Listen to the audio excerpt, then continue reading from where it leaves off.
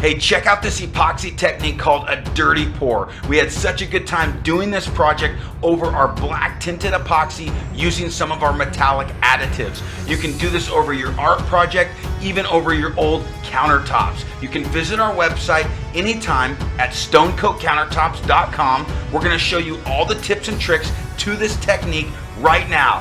Thanks for watching and enjoy the video.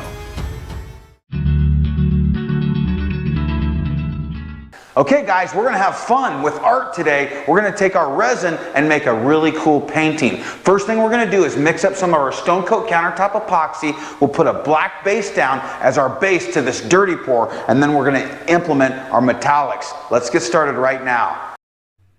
Okay guys, we've used 2 coats of paint and primer and 1 in black. We're sanding with 220, wiping the dust, and then mixing our Stone Coat countertop epoxy at a 1:1 ratio for 2 minutes.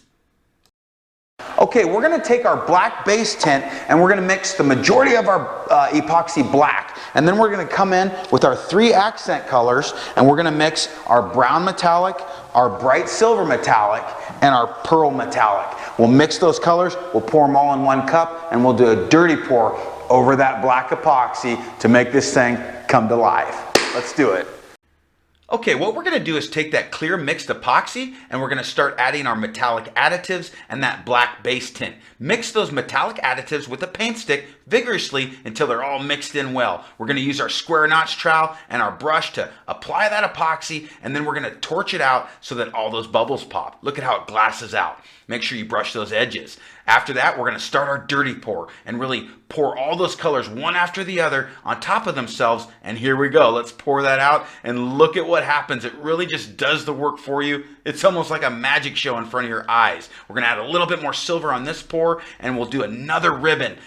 Now what we're going to do is just really use gravity to our benefit. We're gonna start tilting that board and look at what happens. It'll spread those veins out for you and create just a really beautiful color, a beautiful technique, and it's hard to know when to quit. We could have stopped right here, but what we're gonna do is take our paint stick and just start dripping layers down on top of themselves just to get some more visual interest in this actual painting. We'll take a little bit more black, see how we put it right in the center and it spreads it out and has that reaction. This is a fun project, easy technique. Have a great time. You got this.